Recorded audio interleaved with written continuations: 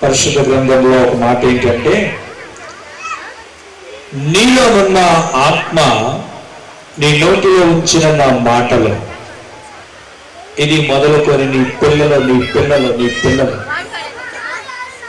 తరతరాలకు ఇది తొలగిపోదు అని సృష్టికర్త అయిన దేవుడు సెలవిచ్చారు. ప్రియులారా, మరి ఒక సిటీ స్టడ్ వలె, ఒక ప్రిసిల్లా వలె, కాబట్టి ప్రియులారా, అలాంటి పరిచర్యలో ముందుకు కొనసాగటానికి బైబిల్లో నుంచి మనం కొన్ని మాటలు మనము గమనించాలని, తెలుసుకోవాలని నేను ప్రభు పేరిట మిమ్మల్ని కోరుచూ ఉన్నాను. చూడండి, ఒక కుటుంబంలో ఉండవలసిన అంశాలు ఏమిటి? దేవుని చిత్తానుసారముగా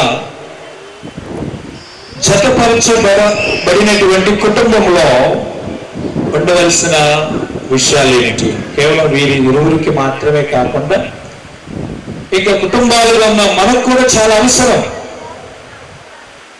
బైబిల్లో మనము చూసినట్లయితే 3 వ్యవస్థలను మనం చూస్తాం.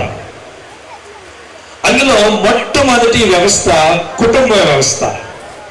అది ఆది కాండంలో దేవుడు ఆదాము అవ్వల చేత చూడండి ఒక కుటుంబముగా ఏర్పరిచి ఆయనే ఈ కుటుంబ వ్యవస్థను ఆయన ప్రారంభించాడు. కానీ సాతానుడు ప్రవేశించి ఆ కుటుంబ వ్యవస్థను పాడు చేశాడు. అందులో మనం కొన్ని అంశాలు మనం తర్వాత చూద్దాం. రెండో వ్యవస్థ ఏంటి అంటే మానవ ప్రభుత్వ వ్యవస్థ. దేవుడే వారిని పరిపాలిస్తున్న సమయంలో ఇశ్రాయేలు ప్రజలు ఒక రోజున సమూయేలు దగ్గరకు వచ్చి, మాకు కూడా ఒక రాజు కావాలి, మమ్మల్ని పరిపాలించడానికి ఒక రాజు కావాలి అని సమూయేలుతో అన్నప్పుడు సమూయేలు ప్రార్థన చేశాడు.